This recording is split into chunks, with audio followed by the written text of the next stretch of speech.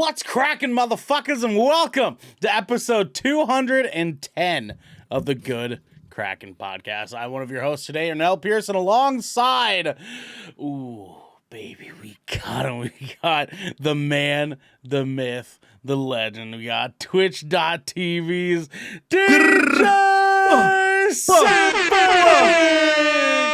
DJ. What it do, Ernell? How's What's it, up, brother? Ernell? How you doing? How you doing? Doing good, bro. Doing good. Having a good day today. Very energetic. It's probably because I have this Dr. Pepper with me. But That'll do it. Yeah. Dr. Beba. That's what does Dr. it for him, Pepper. you know? Yes. I'm having a good day. Got to hang out with some cool people today. All 23 flavors. Just having a yep. blast. All 20. Okay. Yeah, all of my friends are the 23 flavors of Dr. Pepper. Yes. Exactly. Yeah. That's it. That's the one, man. Which flavor is your favorite?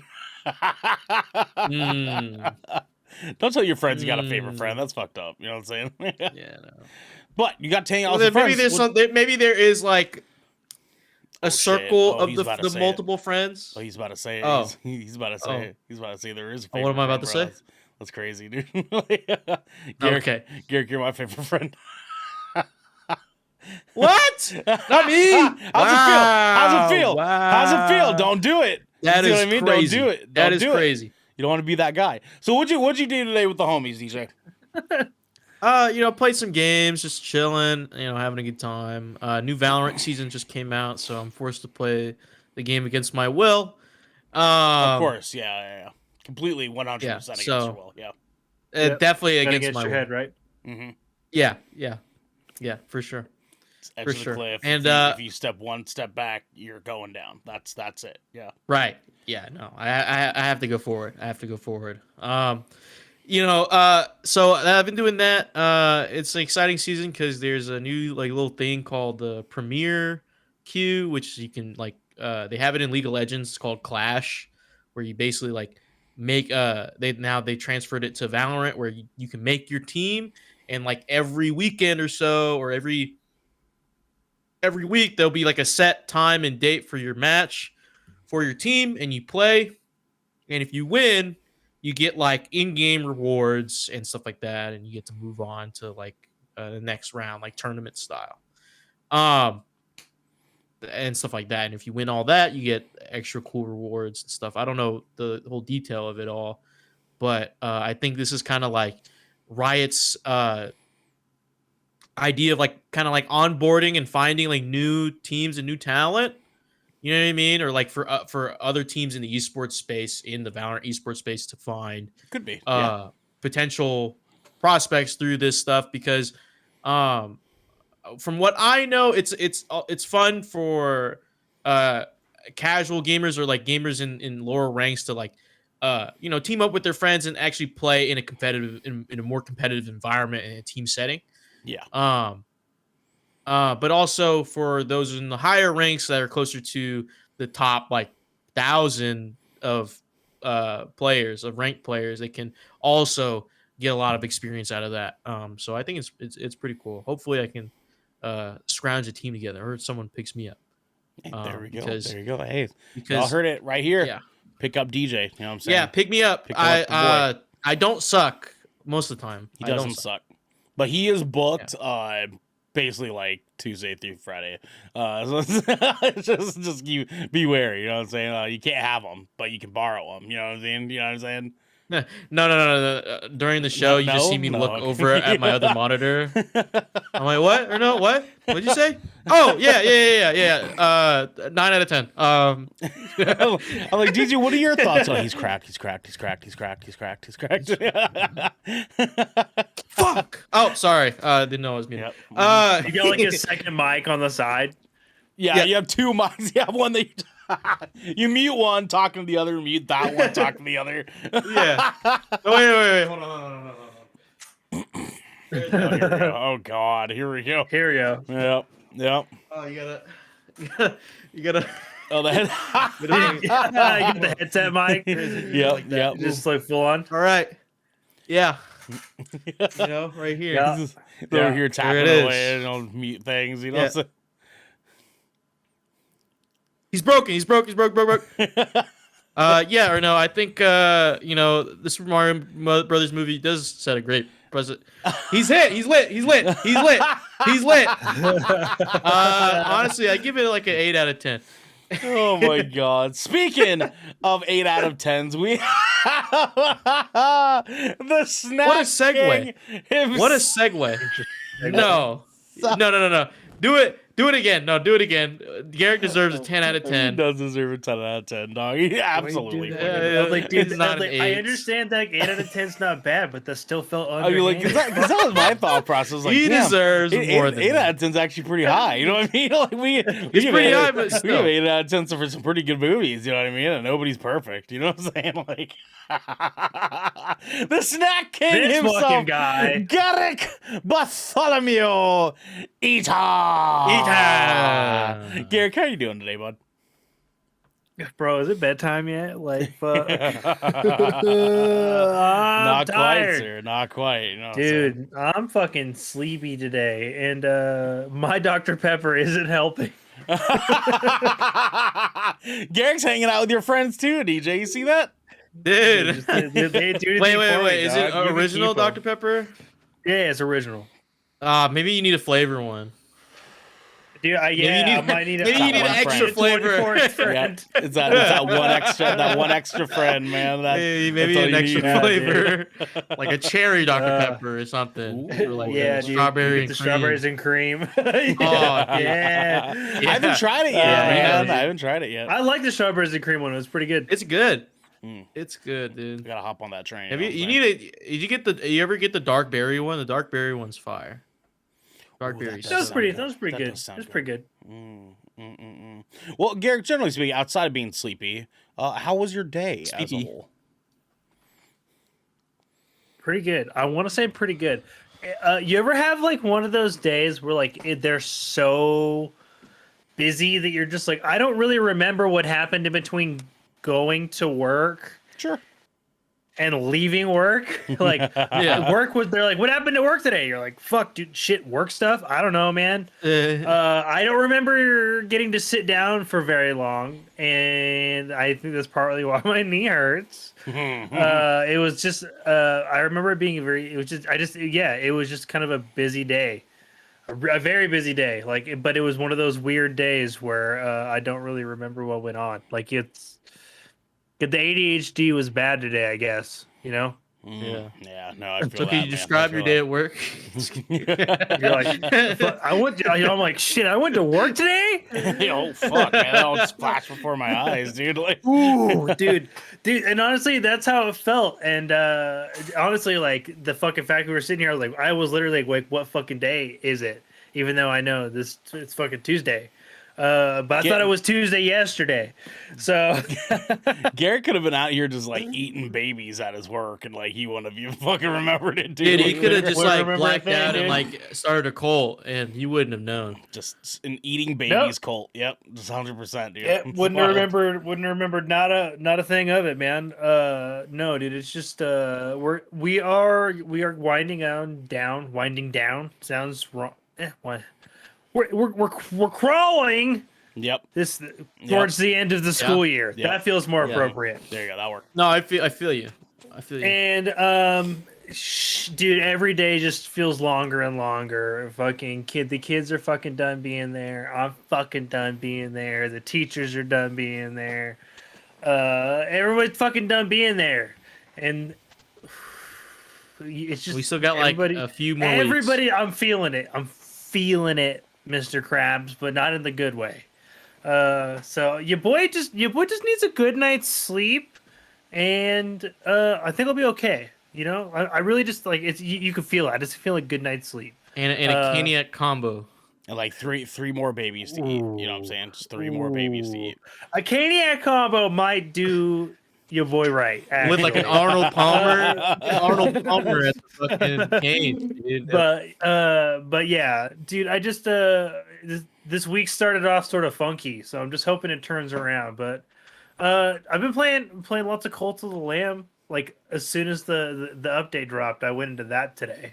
Hey, or yesterday. See, fucking shit. I can't even remember. I still don't know what day it is. Goddamn. All right, Jesus Christ, man! All those babies eating up. Just making the day go by. But we're not talking about eating babies today. Today we're talking Los Muertos, the DLC we've all been waiting for. Why Breath of the Wild wasn't that great, and much, much more. Because this is a Good Kraken podcast, your choice for all the nerdy video game and pop media news, reviews, and discussions that you want to hear live every Tuesday at 7 p.m. and Saturdays at 12 p.m. If you're riding this wave, you can head on over to our Discord channel where you can submit questions and topics to the show. You get exclusive post-show content, and soon you have early access to episodes before they go live on podcasts and video services across the digital sea. Yarg. But if you've emptied your pockets for the latest and greatest in entertainment, that is totally fine. You can watch us record the show live right here at twitch.tv/Good Kraken Show. Kraken Show. If you have Amazon Prime, you also have Twitch Prime. DJ, tell them. Prime Gaming. And we would love for you to give that to us to help keep us pushing content out for all of you that are listening or watching at home. We can also support us by going to our YouTube channel, clicking that beautiful bell and big red button, or by subscribing to our podcast channel by searching Good Kraken with an exclamation mark and leaving a review there. The #1 podcast in Atlantis. Garrick! Damn, don't shout. What? Hey, wake up! Only me. Wake the fuck up! Hey, Garrick! You fucking sleeping, Wake bro! up, Garrick! Wake the fuck Hey, up! Garrick, wake You guys up! are killing me. Wake up, bro! You got this, bro! There you go. That's what I was looking for. Guys, we have some captain's orders. Guys, officially first, our brand new review of Evil Dead Rise is live now on YouTube and your podcast service of choice. We got a chance to go see Evil Dead Rise last week, and we got an even better chance to review it for all of you guys. That's completely 100% spoiler free for all of y'all that are worried about not being able to see the movie, you know, like beforehand. But we did it. What was that? It's kind of a tough one, but we did it. Well, it was a little bit of a tough one. Yeah, there's some stuff that we were like, oh, we're going to fucking talk about that, but we pulled it off. Solid review, solid movie. Go find out what we gave our official rating for it for. That'll be right there for you. Yeah, I gotta go watch it. Yes, you do. Yes, you do, actually. I'm at the review. I'm not the movie. We had a really good conversation around that one, I thought. I wish I could have gone and seen it, but I was like, I don't feel comfortable watching it alone. That's what it was. Okay. I'm We the have biggest bitch with scary movies. one more fucking stupid, weird week for you guys. That's not this week, but next week it will be another little weird one where we have Shipwreck Show next. No, we have Splash Damage next Wednesday. That's what it is. Yes. Yeah, we're doing Splash Damage next Wednesday. We'll be playing Dead Island 2 again for all of you guys. And then next Friday, we will not be doing any content because we are seeing Guardians of the Galaxy Volume 3 that night, collectively as a unit at the same time. We actually FaceTime during those movies. It's crazy. It's nuts. You say, hey, dude, you see that part? And he's like, yeah, bro. It's like completely different times for those showings, too. It's like not even the same times we were watching like two separate sections of the movie. It's crazy, dude. You imagine like Garrett goes in at like 7, we go in at like 7:40. He's like in 40 minutes out of us the entire time. He's like, bro, and I'm like, what, dude? He's like, you'll find out. Just wait, dude. Part of me really wants to do that.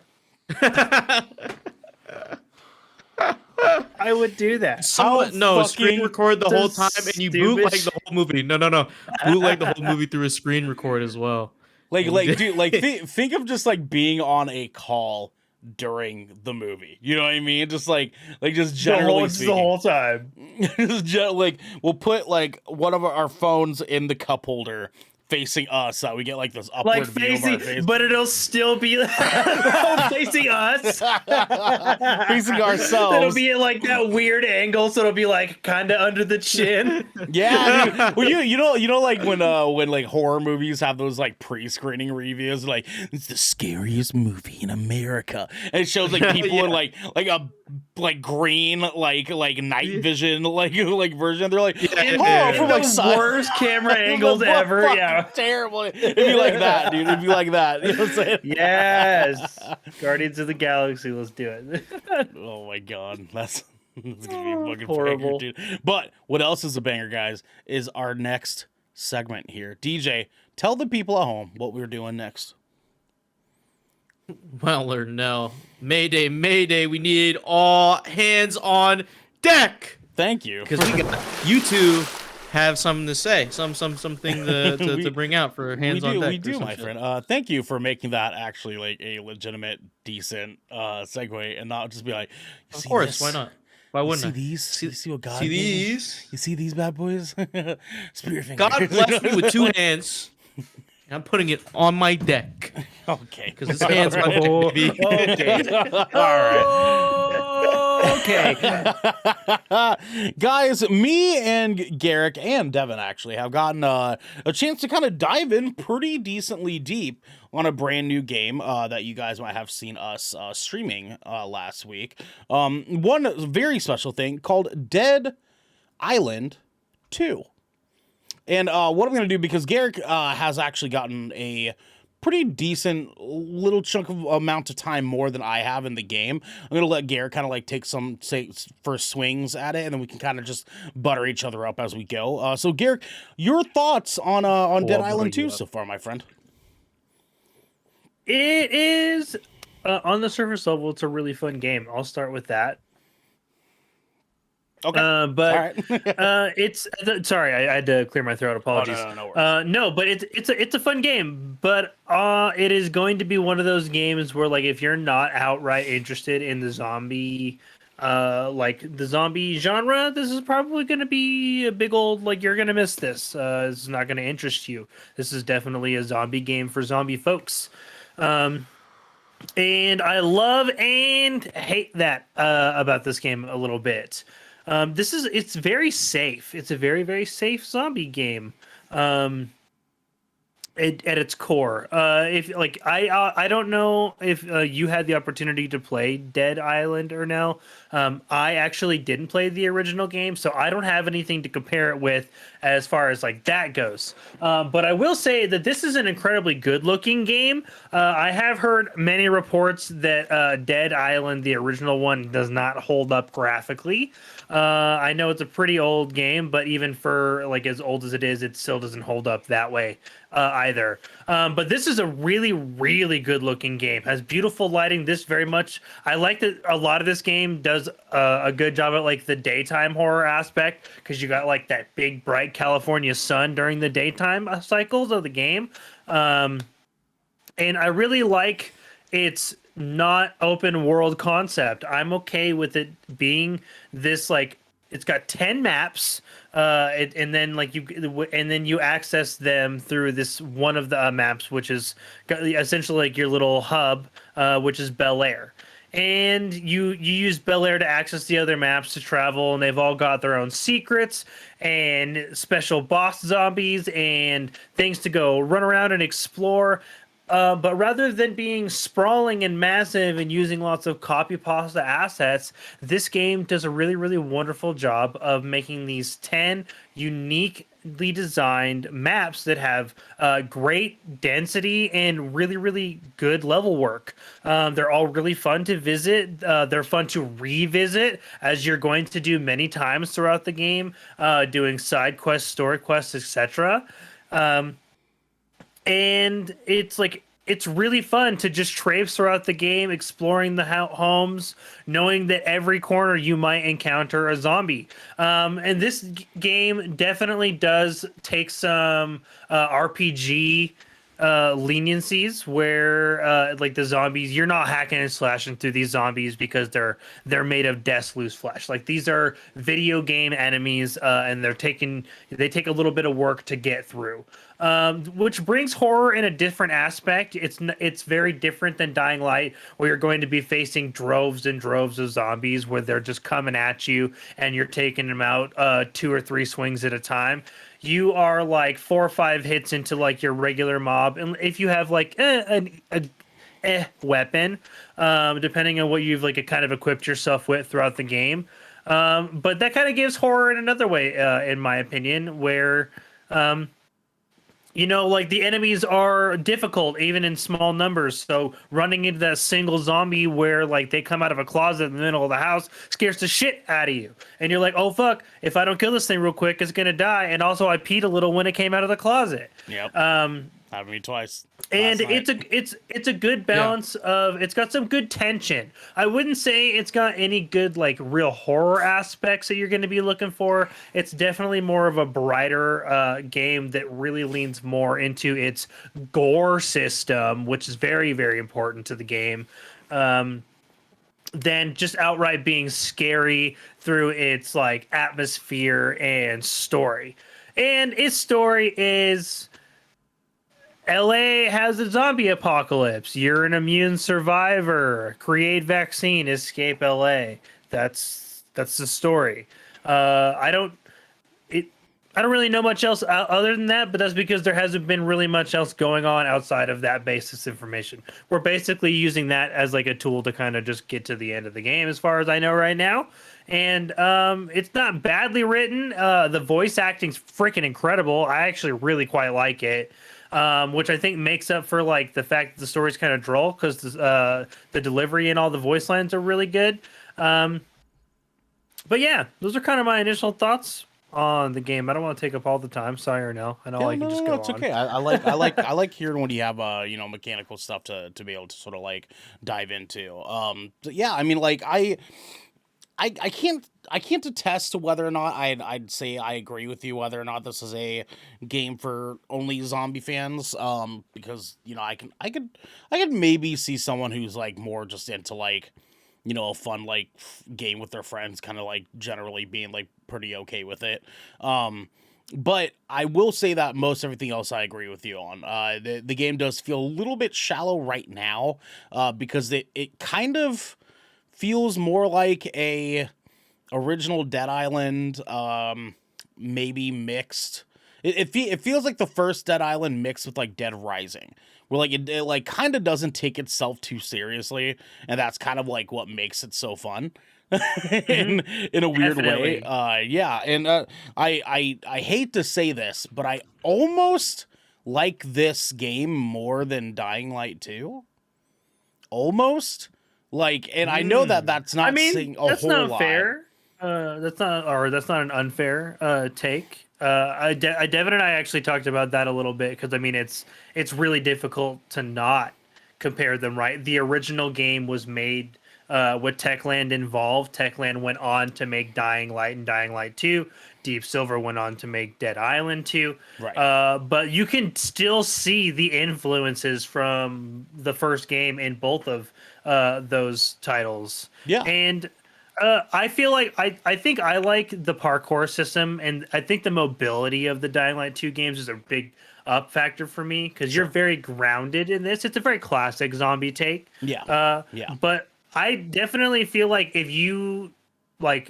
Dying Light 2 wasn't what you wanted last year, check this shit out instead, because it's very different. Yeah, it's like just different enough that like if your reasons for not liking Dying Light are like present and whatnot, then like Dead Island 2 might actually be the perfect fit for someone that like isn't quite into the parkour movement, stuff like that. So I can definitely see like where that's coming from. But yeah, I mean, to sort of just like echo what Garrick was saying, like the game is pretty unabashedly fun. I've been just itching all day today to like play it again with Garrick and Devin, and just like try to like hop back in and like enjoy ourselves with it, because it's just like it's just goofy, over the top, ridiculous bullshit without being too ridiculously over the top, like a Dead Rising. It's just like some of the abundance of like the weapon mods and like how you go about things. The It's just like, environmental kills. yeah, like some of the stuff's like a little They're bit everywhere. egregious, but but the class system that they have being a little bit more, feels a little bit more Left 4 Dead. You kind of have a little bit of flavor of a bunch of different like AAA zombie games in this, that you can tell that Left 4 Dead 2 was very much like, okay, we see what people liked in that zombie game and that zombie game and that one. Maybe we can take the things that people really liked from each of those things and put them into this. It's kind of what that generally feels like, and I think it's made for a great experience. It's nothing too crazy. It is a very shallow storyline right now, and we're probably 8 hours in, I want to say. Yeah, I think on my playthrough, I'm about 12 hours into the story, and I've accessed about half the maps available. Yeah, At this point, and it's remained pretty like surface level, generic zombie story. right. Now I don't know. I can't attest to this though because I've only played with one character. Garrick, did your character start with your guy like being in an airplane crash? Yes. So Okay. the actual Okay. the intro. Oh yeah, because that's actually a really good question because we don't get to play that part of the game together, which I think was an interesting choice. I feel like this very much could have been one of those games we could have all started co-op together in because just of fine. the story, right? Like literally. Yeah, just so fine. So DJ, to kind of just explain to you, you have to go through like the first 3 missions of the game on your own before you can like activate co-op, which it's fine. It goes pretty quick. It's like 1 hour. It's really fast. Right. But it doesn't feel like you should have to. Like it really does feel like we should have been able to go in and then like our guys are just survivors of the airplane crash. And like, what's up, DJ? So in that that you have to play like a sort of prologue for your character, because what I heard was you guys are locked into those characters, right? If you wanted for to your play playthrough, cooperative. Like Okay, you so can you're locked in- you can start new saves with a different character, but Yeah, that's you have like your enough story save progress. slots to do one of each Slayer should you choose. Understood. So, does this prologue event for your character, does it help connect you to your character more, and does that like enrich the co-op experience? But because Garrick, you were saying that you guys could have just started from the beginning with how the story is going. The thing is that great question, because now that I'm thinking about it from that question's perspective, I actually think it would have enriched the co-op experience if we could have started together. Because really, what happens in the intro scene is like through various means, all 6 of your Slayers end up on the exact same damn plane. Yeah. And so like that's how they see it. Like in the character select moment, you're literally cycling through them as the plane is falling apart. That's how you pick who you're going to play. Oh, Yeah. And so like it's got like a fun presentation to it, but if we would have all been able to just like jump in and see that cutscene together and then pick our people together and go, everybody would have been able to see everybody's like little intro scenes, and it would like at the same time, and it would have felt a little bit more cohesive, because I wasn't watching anybody else's for character shit. I was just like, oh, like Carlo's on the screen, cool, and then like Carlo's not on the screen, all right, because if I want the other Slayers, I'll just play them later. right. So yeah, no, I feel like that was a little bit of a missed opportunity. I understand it's because it's an always online game and it's like a noob gate. Like that's what it acts as essentially, is like people can't just jump in the game and start trolling people via co-op because they have no fucking idea what they're doing. And this is a game where you could totally get your party members killed doing goofy shit. Yeah. Right. So I understand from that take, but from a storytelling take, it suffered there a little bit, I think. Yeah. Now, don't get me wrong though. There is still an abundance of really great stuff in this. The mod system, the mod / perk system is fucking extravagant in this. Like, it makes for such a cool like dynamic of like, oh, I can customize the way I want my guy to like be outputting damage, and we now like we kind of assort with ourselves sort of like if you're gonna use fire, I'll use electricity, and if I use electricity, you can use the acid, and like if you use the acid and so on and so forth. Or we can all use electricity and stun the shit out of something. Yeah, exactly. Like we can coordinate those things, and like the little tiny details like that make this game as much fun as it is.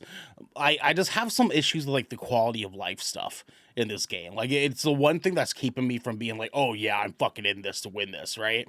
And it's things like Do you have any specific? Okay, but do you have specific examples? Yeah, the weapon Hot Wheel system is stupid. It's dumb. I fucking hate that. Like, the only way for you to like switch weapons is either use the Hot Wheel or hit Y and it will switch to the next weapon on the wheel, but you can't switch back. You have to just keep cycling through the wheel. You can only cycle one direction, or hold to use the actual quick wheel. Yes, yeah. I hate that so much because my character I've basically built around like 3 weapons that I use like proactively, and that's it. And so you would have really benefited from just like a simple like D-pad cycle, left right. Give me that left right, and I would have been just fucking fine, and my guy would have been. Just charting right through there.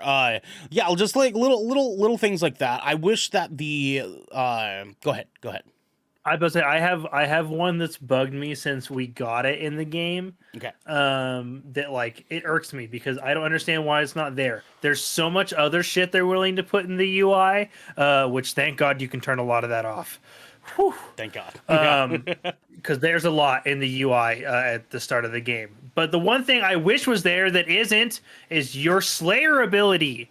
I fucking forget to use it because there's no prompt for, unlike every other freaking thing in the game. Yeah, and it would be useful. I just keep forgetting to fucking use it myself too. Yeah, like, there's nothing on the screen to remind you that it exists. Or like no, anything? because it's not. You equipped it via the card system, and you use it for like It's just like an ability you can activate. Yeah, it's got a pop maneuver on it, so like you can choose to use it whenever you want. Any menu, like it's not in any, like not even like the menu, like the weapon wheel you were talking about, like nothing. No cooldown, not like nothing. Like all it does is when you activate it, the stamina bar appears at the bottom, but that's it. There's nothing that suggests that like you should use it. Like you get the ability and it tells you how to do it, and then you try it once. Oh yeah, that's fucking dope, right? But the combat's so like actively fast paced that like you're not thinking about using that. You're just kind of like fucking smash, and you're just like beating the shit out of zombie heads for like an hour with your friends. You never fucking think to pop your ult. You know what I mean? Like, and because like it doesn't really feel like an ult, like it doesn't feel like an ultimate move or like some crazy ability. Like, you just forget about it altogether. Like, I don't think it is even an ultimate. I think the Newman ones are the ultimate ones, which we haven't unlocked yet. But these are just supposed to just be like an active ability, and there's like 2 or 3 different ones that you can like equipped inside. You can have one equipped at a time. But you can like equip like 3 or 4 different choices through like their cards, but like they all do cool stuff, but there's nothing to encourage you to use them, and there's not a ton of visual effects or icons to like visualize how useful they are to you as the player either. Yeah. Besides those like little I tiny have an ability that supposedly weakens the zombies and buffs the people like around me, but there's nothing that indicates who's buffed, and like all I get for the weakening is a little red icon that I can only see if I'm looking at the target. Literally. So like just some little things with like the way like they approach like their HUD and their QOL it's kind of funny. Oh, Etsuko says hydrate. Approach thy drink is what Esko says. Take a sip of it. Essence. I wanted another one. And Garrick. Now to talk very briefly about some like great stuff with this game. Laz Garrick said the voice acting in this game is awesome. I'm like sold that every So character good. in this game is a legit person in this world, and like it makes it so much more of a ravishing experience that like feels like, oh shit, I'm actually kind of like invested into what this guy says. Because you know, like NPCs, you talk to them for a while and you're kind of like, I don't fucking care about what you have to say, right? You're just kind of like button mashing, Yeah. get through their dialogue or whatever. Like the voice acting feels so legit in this that you're just like, wow, like I'm actually like interested in this story, like behind your character and like what's going on with this character right now. And it slows things down a little bit because you kind of want to hear what they all have to say. But it's just incredible how well that the voice acting of this has really like set itself apart from other first person action games like this for one, but also like zombie games generally speaking, because zombie games pretty notoriously have like dog shit voice acting. Because they've never really had to, like, go above that benchmark. They've just been like, they're here for the zombies, that's it. Like that's all that really matters. And so they didn't really have to try, but they did. What's up, DJ? So I saw through a clip through TikTok. There's one character that is returning from the original game. How is he in the story? And He's fucking great. Have man. you guys haven't played? You guys have you guys played the original one, right? I did play. I didn't beat it by any means. I maybe played like Right. 20 hours, if even that. But I mean, I liked it because as an islander, I was like, fuck yeah, zombies on the island. That's fucking tight, dude. Yeah. And so like I played, but I just it wasn't good enough to sell me on it. But coming into this is way better of an experience, if that helps any. Right. Yeah. But yeah, like so does that character being in there, Sam B is his name. Like how is he in this? Because I heard he's kind of cool. He's fucking great, man. So yeah, you get introduced to him, and he's the dude that has all the cool shit on him and pops up when you're like, all right, I guess you're here. Like, you first meet him and he pulls a fucking shotgun on you, and then later on when you see him, he has this reinforced sledgehammer that he's using to just like 1v1 like a crowd of fucking zombies on his own. Like he's like bagging up like guns and shit like that to like take with him. He's a pretty rad fucking character, but he's not there a lot. He's not like present a whole lot. He's a side character. He's and his connection to like the main story is one of the other airplane survivors, an NPC, is like she's like a main side character. Her name's Emma Jaunt, and her and her group kind of become like your group. Like a la The Walking Dead, like you guys survive together sort of thing, and you guys end up basically like using her house in Bel Air as like your holdout for now. She's like a famous actress. She's an actor, and Sam B is like her ex. Yeah. Yeah, pretty fucking funny. Yeah, pretty fucking funny. That's pretty good. But yeah, like, man, that's his whole connection to the story. That's it. Yeah, that's it. And it works. Like it works for what it is, because like they don't make him more important than he actually is. They don't make him as like, oh, he's the savior because he survived Dead Island 1. Like it's not like that. Yeah. He's just like he's literally there, and he's kind of involved in some of like the main quest line shit that you have to like run and do. But yeah, generally speaking, this game's a lot of fun. I'm having a lot of fucking fun with it. Especially so with playing with you guys and getting a chance to kind of like experience like the good old golden good Kraken days where it was literally just me, Devin, and Garrett talking bullshit and then just like playing games for fucking 6 hours at night until like 1 in the fucking morning.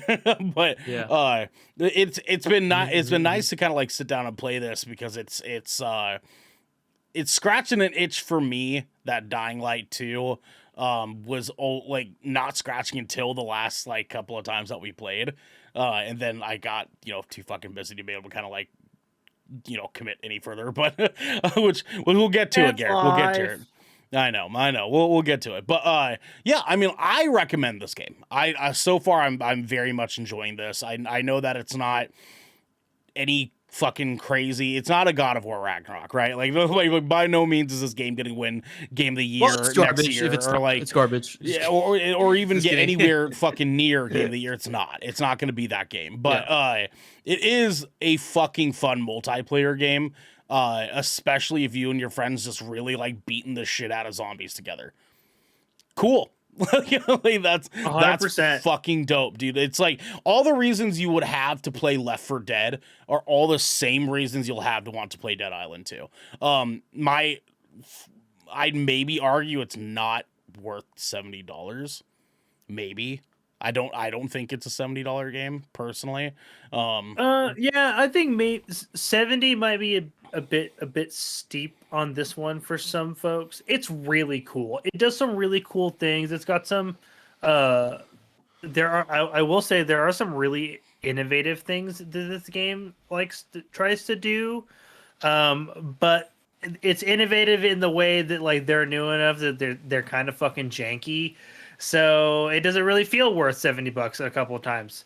But there are this game does do some really cool things that like, oh yeah, you're like, I love that. The gore system that I mentioned earlier being like a lot of them, like you can fucking literally tear the face off of a zombie. Like if you have a rake if you're using a rake as a weapon and you rake that zombie's fucking face, it looks like you raked that zombie's face.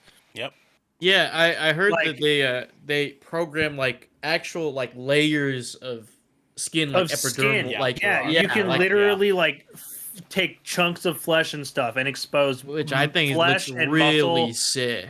It's crazy. It's probably one of the goriest, if not the goriest, video game I've ever played, just because of its approach to it. Yeah. But like that's a really big innovation that I think it is going to make.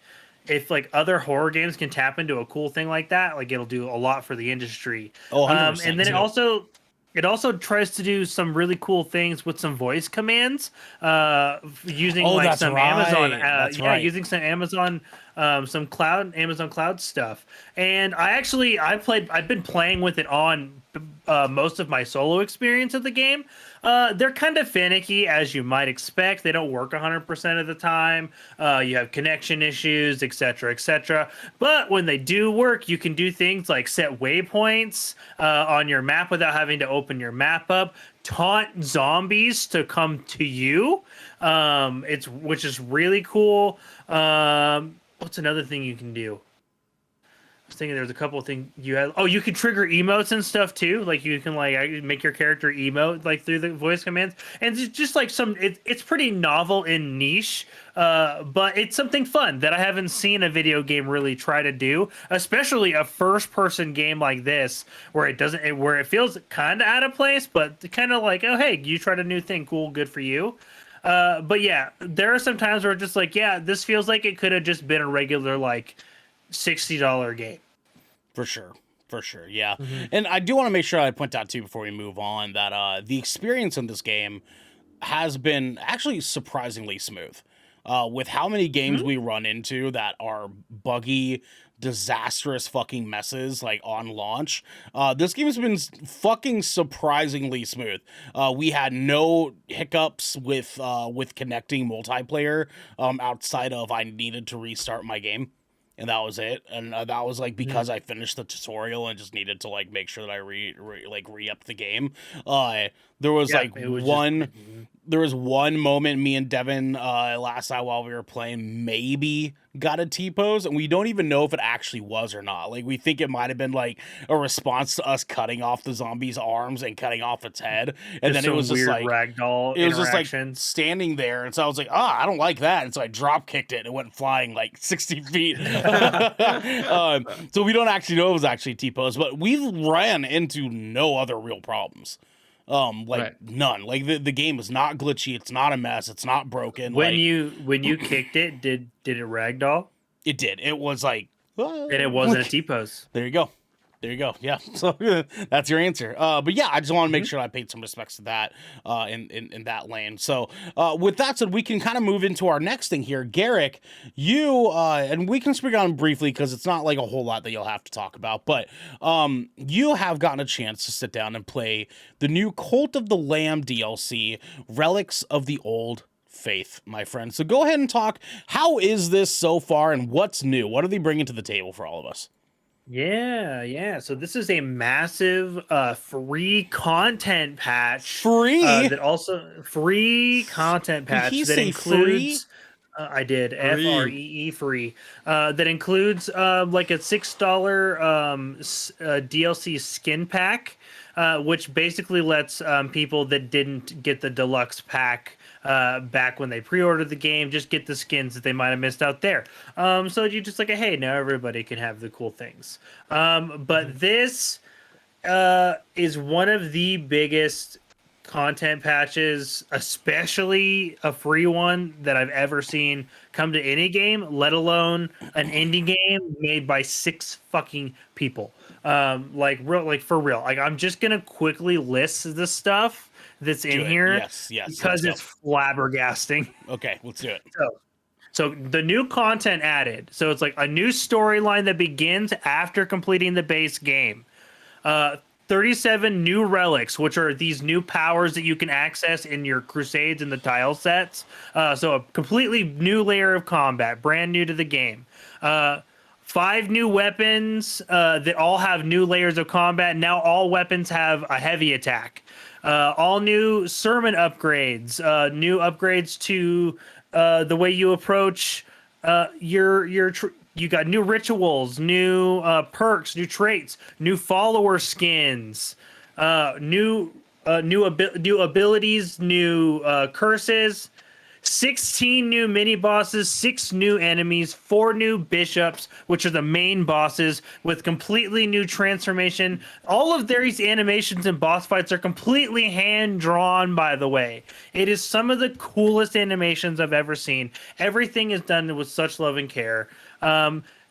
These new NPCs that are basically these cosmic beings. That one of them's literally just like his name is 3 question marks, and his like little his it's really cool actually, like how you initiate his little story thing is you make a contract with him, and how you initiate the contract with him is by giving him a name, and you name it. Oh, okay. That's Yeah, pretty cool. cool. That's That's dope. And so cool. like so this gives you like a lot of lore, and like it's still got that great Lovecraftian feel. It's still super macabre, but it is still ridiculously adorable at the same time, which I think is what I love about this game. Is it's just like, yeah, this game is really fucking gross and disgusting and dark, and also so cute it hurts at the same time, and it doesn't try to like differentiate. It just is those things. I love it. The post game story is literally like you get to redo the 4 bosses. They've gotten completely redesigned skins. After you beat the bosses in the post game, you actually get their new redesigned, shrunken little chibi mini follower forms, and you can Oh. take them back to your cult. And they have their own little mini stories that you can interact with them while they're in your cult. Like I have one of them, and like if you give them like an item from the land that they control, they'll have like a little memory and they'll reminisce, and then they'll be like, "Oh yeah, I'm the reason you're here. Fuck off." Yeah. And Okay. but I love this game. This is definitely one of my top games last year. It won a lot of awards. This is one of the biggest content patches I've ever seen come to an indie game. The fact that it's free is nuts. It is nuts, dude. That's half of a game, man. Like Yeah. that's insane, dude, that it's free. Yeah, everything that's in this, if they could have released this almost as a sequel to Cult of the Lamb. They really could have. Almost. Yeah, honestly. If they would have just taken the base game, they could have been like, "Yep, here's Cult of the Lamb 2, $25 or $30." Yeah. And it's got enough in it that like they could have justified it. But they were just so overwhelmingly like and ridiculously overjoyed at the positive response from the release last year that this little dev team by the name of Massive Monster got to make this incredible game that I cannot praise enough. And on top of all the content stuff, they added a photo mode, which might sound super kind of goofy in this game, but you can like completely pan down to the 2D plane of the characters, and it looks like a little it's so good. It lets you look and admire the beautiful, beautiful art of this game up close. And they added a slew of new accessibility options too. They really just put so much into this content patch. If you played this last year and it was already insanely replayable before, it's even more replayable now. You can get everything that you missed in your original playthrough without having to start over. You can now unlock all those achievements you missed in one playthrough. Everything is accessible to everybody. Like in this, it's incredible. I can't praise Massive Monster enough for elevating a beautiful, beautiful game to something even like more beautiful. And I can't look forward more to finishing the post game story. There it is, baby. That's it. Maryland's gonna be fucking stoked, dude. They beat the shit out so of this good. game, and they were like, God, I've been playing the fuck out of this. I don't know if I want to keep doing it right now. I was like, well, there's free updates soon, so just keep your eyes open, babe. And they're like, all right, cool. And so now the trigger's pulled. I'm gonna be losing my girl for the next week, dude. It's gonna be crazy. It's gonna be tight, dude. So it's so good. Yeah, man. I'm excited that you're excited for it, dude. It's gonna be a good time. But in the meantime, guys, have a word from our sponsors.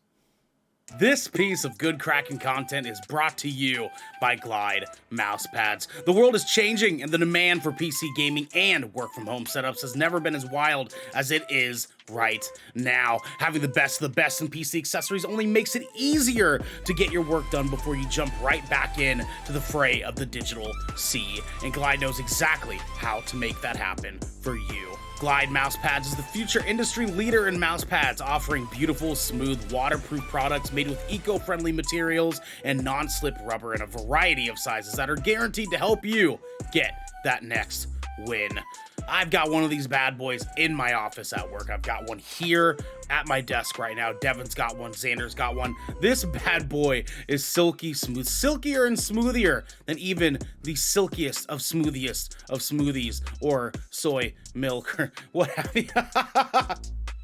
You can go to glidemousepads.com right now and use code Kraken for 15% off the Founders Edition mousepad in every size available. Again, that's code KRAKEN Kraken for 15% off any Founders Edition mousepad today. Our next sponsor is Rogue Energy. Late nights are pretty much commonplace for all content creators, and anyone here at GK can attest that late nights are kind of our only nights.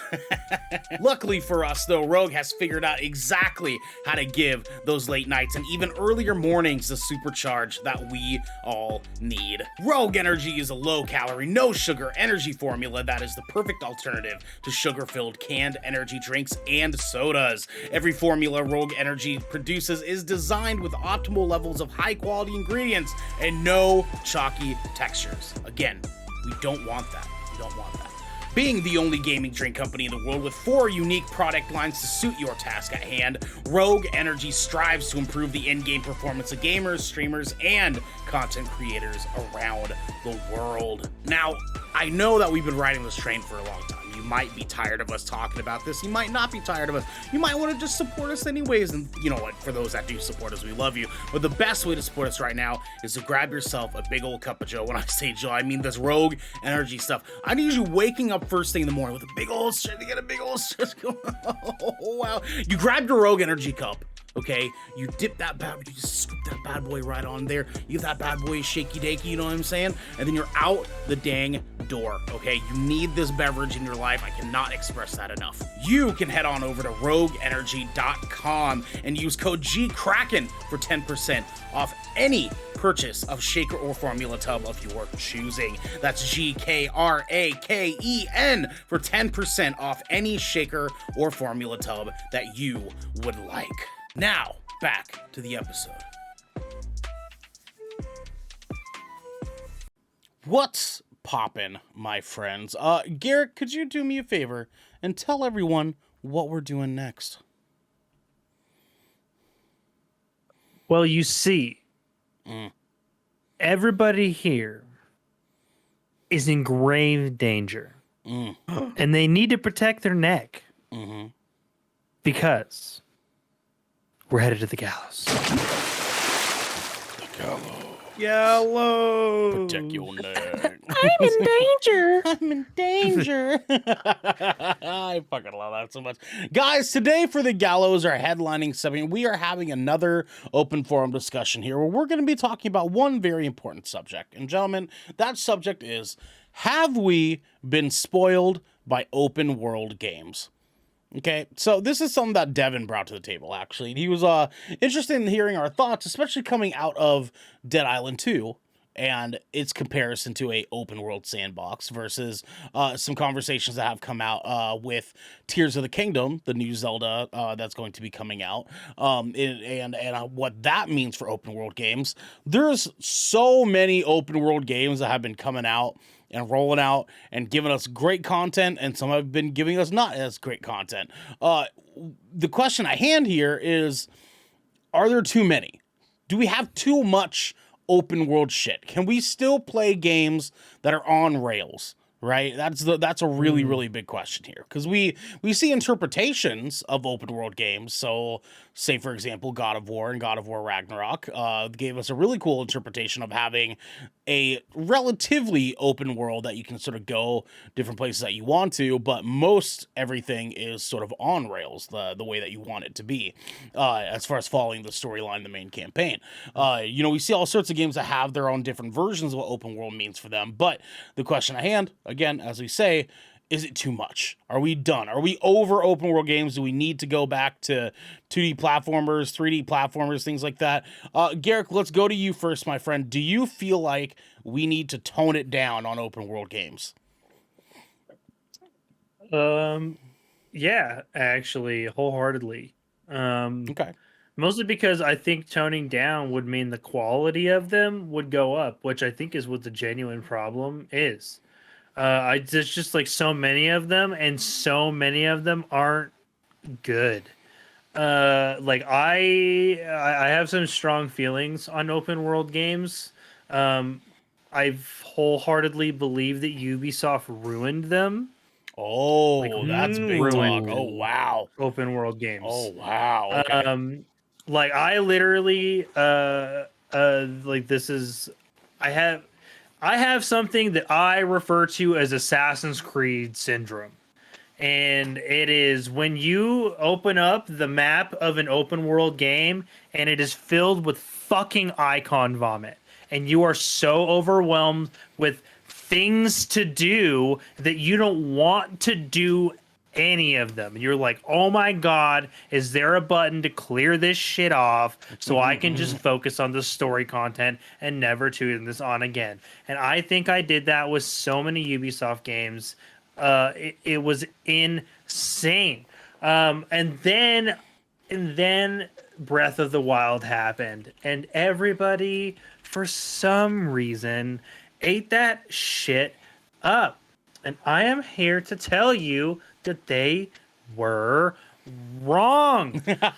Breath of the Wild is a mid-ass fucking game. I hated their open world approach. Hated it. Because they do things that outright waste the player's time. For the sake of wasting the player's time, only to end in an item that does nothing, which is an insult to the player base. I think that was the shittiest thing that any Nintendo developer has ever done. They literally put it in this game to prove that people will collect anything for the sake of collecting it. And I get that there were people that'll do that, but that's shitty, and fuck you guys for doing that. That has rubbed me wrong since this game's release. Like, no joke, I hate it. Like, why? Why would you design something for the sole purpose of wasting a player's fucking time? It is the stupidest game approach ever. That is bad game design. Yeah. With a capital B, capital A, capital D. Bad game design. Like, don't do that. And the fact that this game was filled with this massive map, And Yeah. it was presented to me in shrines where I had to teleport to go do anything. The overworld was empty. It was emptiness. Emptiness that I was forced to climb and then fall and then climb and then fall and then climb again. Yep. Also, I can Yeah, reach basically. a big mechanical beast at one of the 4 cardinal directions of the map that has never felt less Legend of Zelda ever. Yep. Okay. Tell him, Garrett. And then they're like, "Oh, by the way, Ganon's at this castle at the end. Go fight him." Like it's not a good Zelda game, and like it was a pretty open world, and I'm so glad that everybody really embraced the if you could see it on the map, you can go there. Because guess what? That's what the game was. You were walking around and you were going there, like. For fucking 80 hours, dude. You're Like, going there, bro. It took me 4 tries to Jeez. finish this game. I have never in all of my years as a Legend of Zelda fan needed 4 tries. And but the point I'm really trying to get to is the way that this game in particular tackled open world changed everything. Everything from then on, for still now, like when the open world games get released, it gets immediately compared to like. I'm so pissed with how many times I've been like, this game's gonna get compared to the Breath of the Wild, and then it comes out, and then it does, and then it says word for word some shit I said. Now it's just like I hate. That's dumb. I shouldn't be able to predict the stupid sentence like that. Yeah. And then you see the IGN headline the next day, and that's like, "Is this the Legend of Zelda Breath of the Wild killer?" Yeah, which is what they did Jesus. with Sonic. They basically did that with Sonic Frontiers. Yeah. Like, come on, guys! Like, it's just like they're weak attempts, and everybody has stopped trying to innovate what a good open world game is. Everyone just waits for the next Breath of the Wild, and I'm like, yeah, we'll just do whatever they do. That's the money. And it's not like go back to like making your own format and your own formula. There are so many other ways to approach an open world game than just the way fucking Ubisoft and Breath of the Wild did it.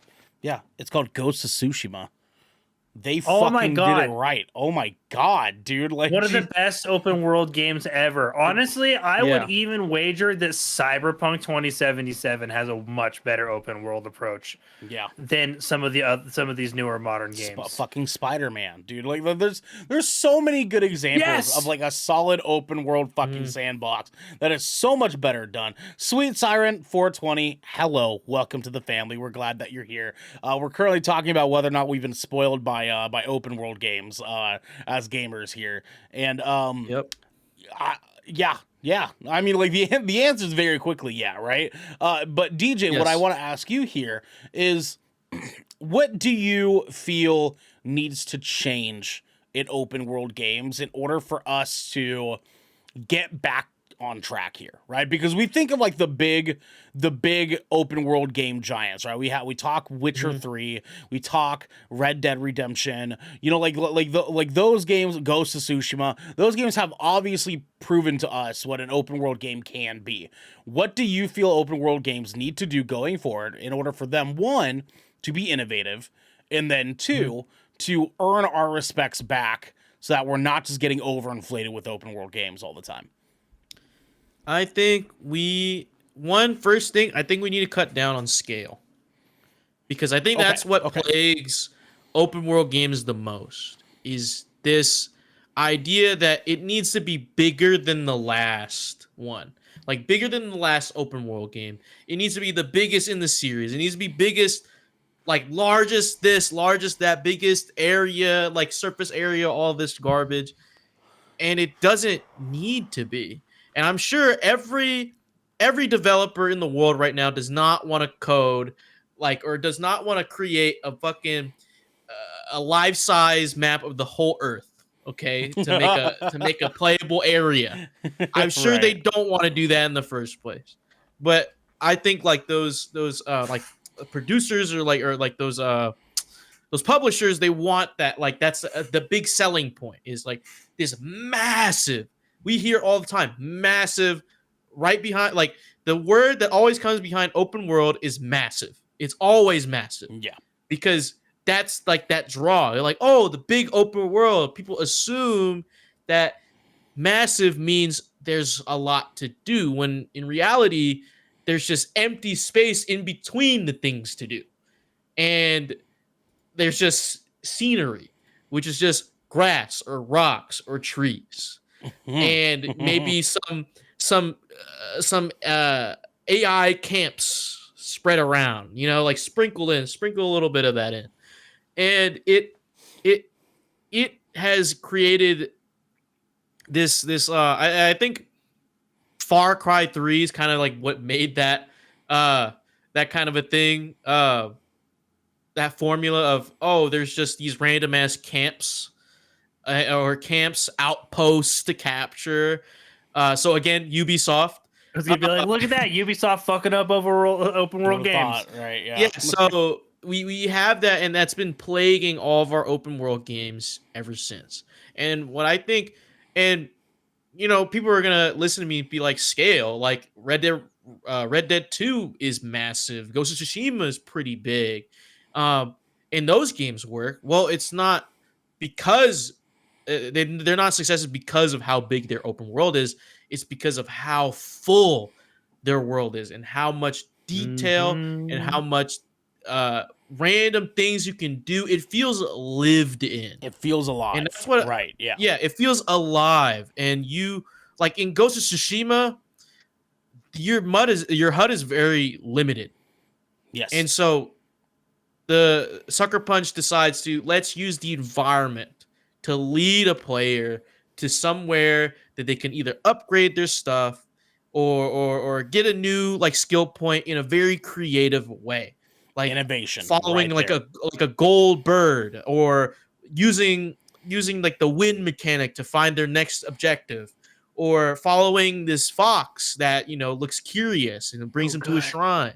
Yeah. You know what I mean? Yep. It's stuff like that. And then in Red Dead 2, you can just walk somewhere. You can walk and you'll find like a interaction that you've never seen before between two NPCs that you can interact with, or you can just watch happen because they've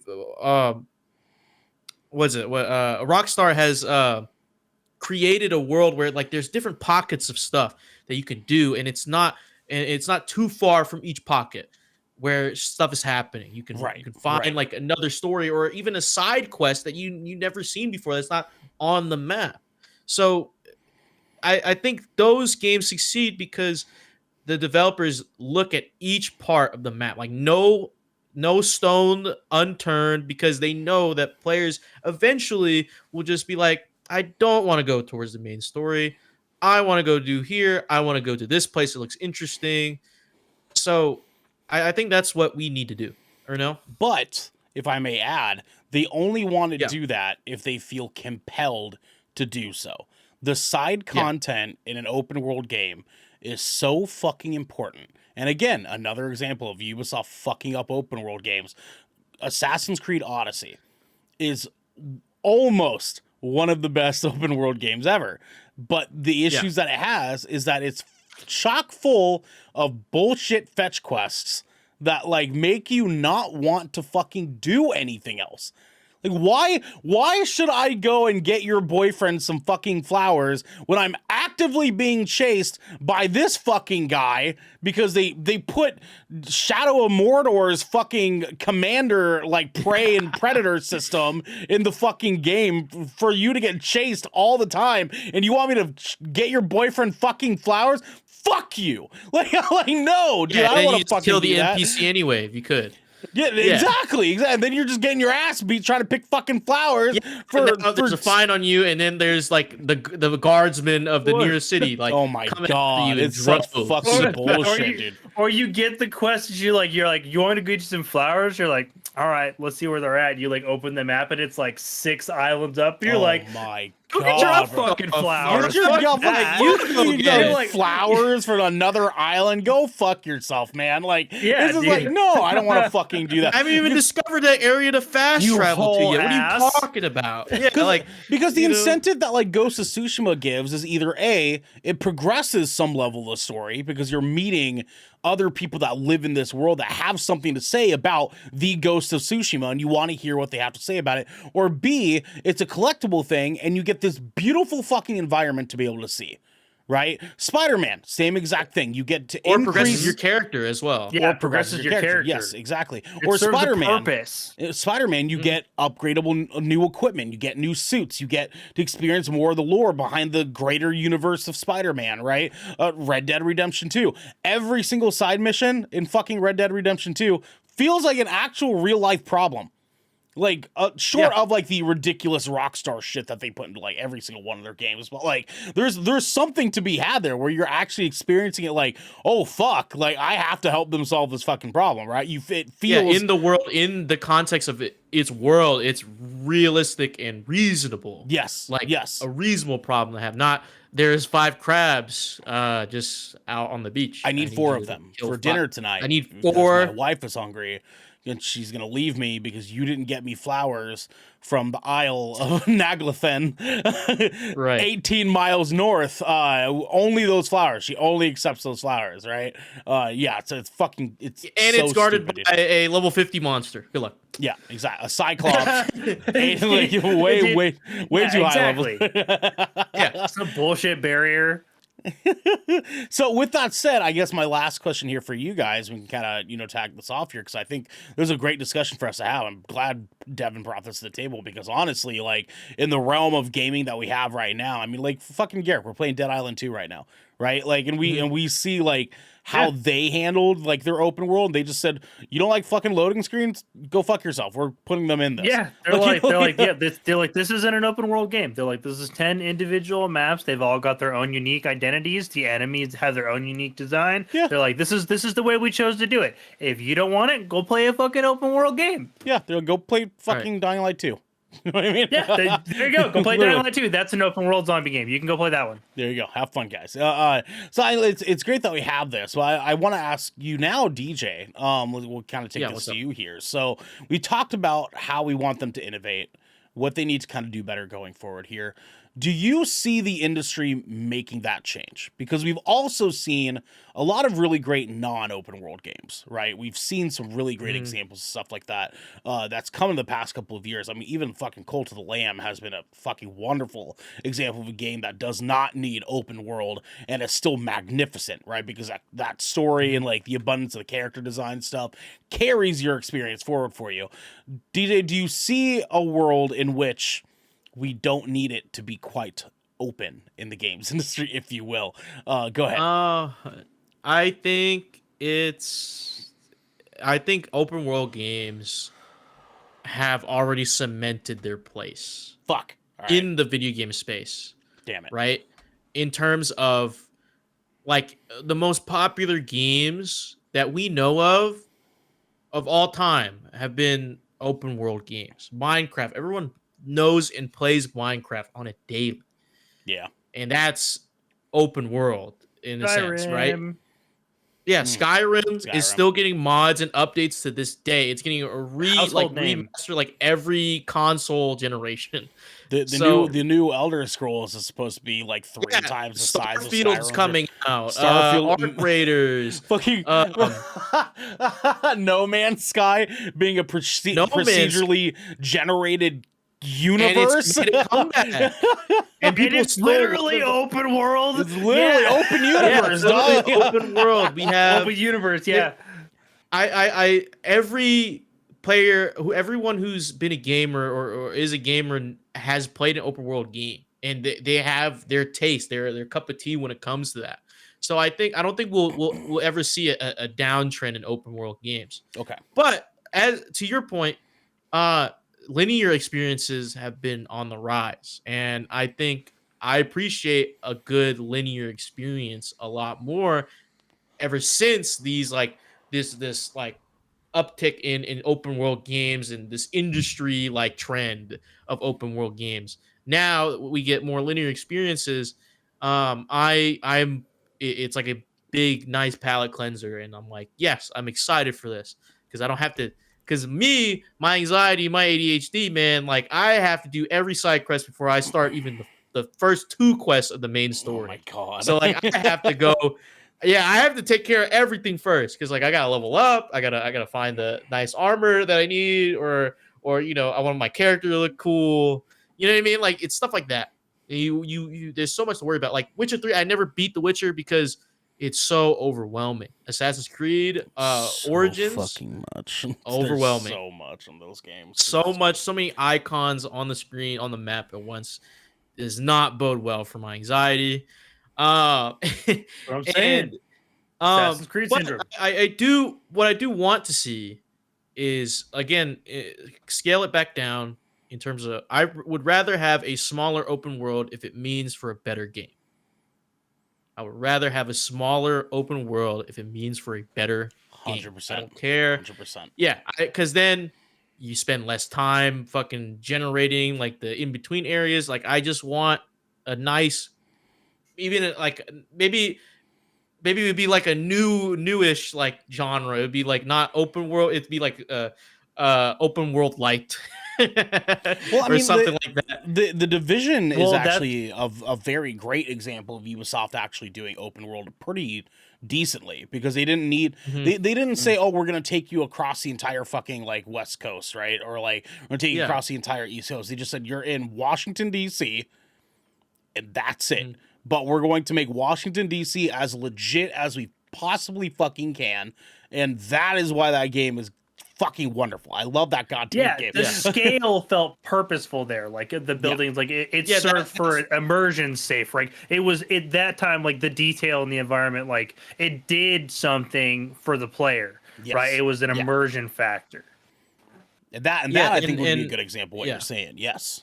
That'd be a great, like that's a great example if it's grounded in the reality and the context of that game's universe. Like I struggled playing Final Fantasy 15 because I'm literally walking in a direction and I'm not seeing anything but like dirt, sand, and trees and nothing. If it helps any, the open world in Final Fantasy 15 actually becomes a sandbox. Like once you realize that it's only as big as it is because you have a car, then like that's when you're kind of, oh shit, okay, I see what they're going for here, because it's technically just it's realize, just 5 but regions. it's still even in the smaller parts of like the more confined parts of that game. Sure, like it there wasn't enough for me in the beginning for me to stay hooked to get to that point where I'm like, yeah, I'm cool with this because in the context of this, like it's because of this car game mechanic. But it wasn't doing enough early on. I'm like, why am I running 800 meters to go fight a fucking animal? You know what I mean? Like it just wasn't. It gave me a headache. Those games give me headaches. That's fair. Final Fantasy games, just open world games that have that. Like I have to run. How long? How far? To do what? No, sorry. I get it, man. I definitely get it. So, Garrick, what I want to ask you then, in sort of response to what DJ's saying, that he doesn't feel us slowing down on the open world train anytime soon. For you, Garrick, does that worry you as a gamer at all? A little bit, just because I've seen the massive dip in quality in open world games. And then you get like these weird games that like they're not bad open world design, but they're like a little much, like Witcher 3. Like Witcher 3, it's I could never tell you outright. I would have been like, yeah, that open world shit, because it's not. It has that good lived in feel, right? But there's still just too much of it. It's just a right? lot. It's like it's literally too much of a good thing to the point to where it's a detriment to the player to a point. But it does concern me because right now, I haven't seen a lot of innovation or change since Breath of the Wild. And with Tears of the Kingdom coming out, I really do feel like the industry is holding their breath and waiting to see what Nintendo is going to produce here. And it's going to make or break what the next iteration of open world games is going to ultimately be. Thankfully, though, on the flip side of that coin, we do still have non-linear cinematic AAA experiences like God of War Ragnarok that are not open world, but still have large expanses for the player to visit that might include a loading screen, or in God of War Ragnarok's case, not a loading screen, but beautifully well done game mechanic transitions. Yes. In place of those loading screens, but a loading screen may take place, like Dead Island 2's got loading screens, and I feel like that doesn't hamper my gameplay experience at all. Thank God for the current gen quick loading times, man, because that shit's right. Like with current gen, like loading screens are like, I feel like most of the time, like on a long load screen, I'm waiting 30 seconds these days. Thank God. Right? Like it's not that bad, and it didn't used to be that way. So like load screens don't really bug me all that much. But then we also have smaller open world games that are still really successful. One I recently played was Dredge. Dredge is an open world game. Once you set foot in that thing, you can go anywhere on that map at any time you want. It's not very big though. It's like a typical nautical map. I'm pretty sure it's an alphabet grid. It's literally so like 1 through 26. Yeah, 1 through 26, A through Z. Like it's not a massive map. But it uses this map to great effect and everything feels enticing to the player to go explore, go visit the nook and cranny, see if there's any new secrets, collectibles, etc. It does something for the player, while still maintaining good density on a smaller scale. I'm really with DJ on that, like density over scale is absolutely the way to go, as long as it's not filled with map icon clutter. I also think that the industry is slowly learning that that's not what the player wants. Like they want to be able to toggle things at their own will. Like I want access to that information. I don't want it all of the time. Right. And I think I think the industry is noticing that, and we're seeing those things now through lots of UI changes in many video games and various accessibility options that way. But I think right now, I really do feel like the industry has stagnated in its open world approach, with very few new innovative things. And they're waiting to see what Tears of the Kingdom does, because the industry doesn't know what to do. Because I don't feel like Starfield's going to be a very innovative open world experience. I feel like that's why people are waiting for that one, is its open world presentation. Right. But we'll see, because that game is also getting as much traction as it is because it is toting scale, right? Like it's a universe or a galaxy to explore. So I don't know. The industry is in a very weird spot. I think we should all be concerned as gamers of the quality of open world games. But thank God, I actually feel like single player games are in the best spot they've been in a very long time, as far as non-linear experiences go that aren't open world. So we can at least hide there. In those single player non-linear games until open world figures their shit out. Let's go. Single player narrative driven experiences, baby. Always the number one. Never fails us. You know what I'm saying? Let's go, dude. Well, guys, thank you for being a part of this conversation. It's always good having these open forums with you guys here to sort of dive into the nitty gritty. And thank you guys for answering my questions so very openly here, because I know that open world games conversation is something that we're all a little bit crux by in like one way or another, right? We've been stung many a time by, an open world game or two. So I'm glad that we got a chance to have this conversation here. But for you guys at home, we're going to now move into our schedule for the rest of this week. So tomorrow, Wednesday, we have a good old DJ's Doubloons, where our man DJ here, this guy. Yes, sir. This guy is going to be playing The Last of Us Part 1 on PC. to kind of give you guys a good old update of whether or not they actually fixed that fucking port, or if it's still just a fucking wild disaster. Busted. DJ, are you stoked? I'm stoked, dude. I'm ready to finally dive into The Last of Us for the first time because I've never played the original or the remaster, or the remake. Sorry. So this is my first time dipping my toes into this universe through a gameplay perspective. Of course, I've seen the show, and you know how much I love the show. Yep. So it's one of those things. Yeah, I'm excited. I'm excited for you, DJ, because I fucking love The Last of Us so much that entire goddamn franchise. So I'm excited to see you get your chance to get your hands on it. So, but then on Thursday we have our live recording of the Shipwreck show. And I don't know if we're gonna have them, but Xander is moving soon. And I would hope that I would like to have him on so we can, hang out with him one last time before he has to, disappear from content for like a month or so, as he kind of gets his reins and him and Jackie's new place of living. We love you, Xander. We hope that we get to have you on Thursday night because it would be nice to have you one last time. But if not, we'll still be doing the show. We'll be here. That is going to be 7 p.m. Pacific time, 10 p.m. Eastern time. And if you guys are on our Discord, which if one of you gentlemen could link our chat here for me, if you're part of our Discord and you are a subscriber here on Twitch, you guys can go into our Discord. And you have access to a little thing called the Shipwreck Submissions channel, where you can write in any question that you want us to answer on the show. Anything.